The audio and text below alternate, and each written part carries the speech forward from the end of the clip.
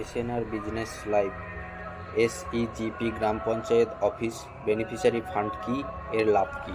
আমরা এসএনআর ব্যবসায়িক জীবন কি সম্পর্কে জেনেছি এবং এসইজিপি কি হয় সে সম্পর্কে আমরা জেনেছি।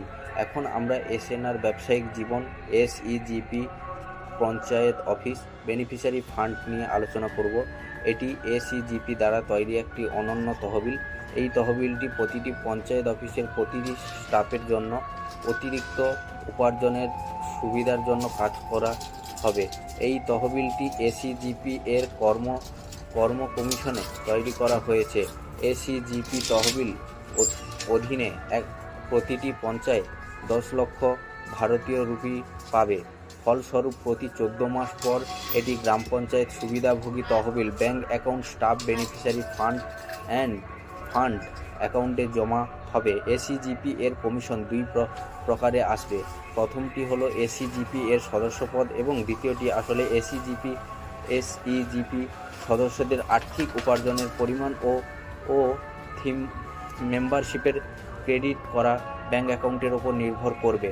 প্রথম কমিশন সদস্য সংখ্যা আসে ফর্ম প্রতিটি সদস্যতার জন্য 100 টাকা করে দেবে।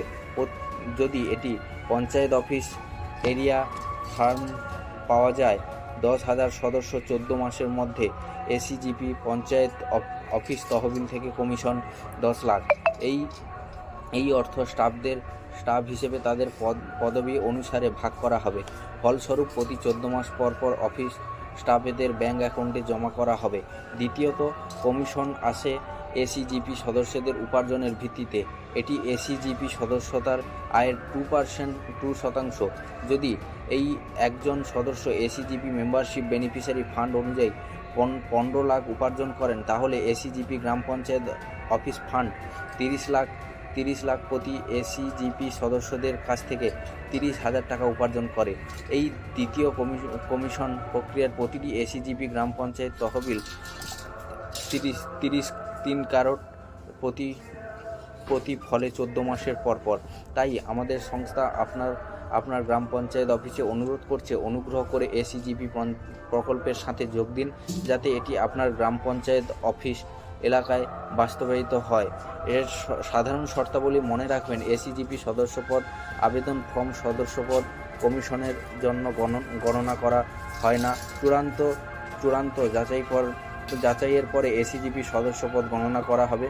সদস্যপদ 2% কমিশন অনুসারে শুধুমাত্র চূড়ান্ত পরিমাণ হিসেবে গণনা করা হবে এবং শুধুমাত্র এসইজিপি সদস্যপদ ব্যাংক অ্যাকাউন্টের মধ্যে জমা করা হবে।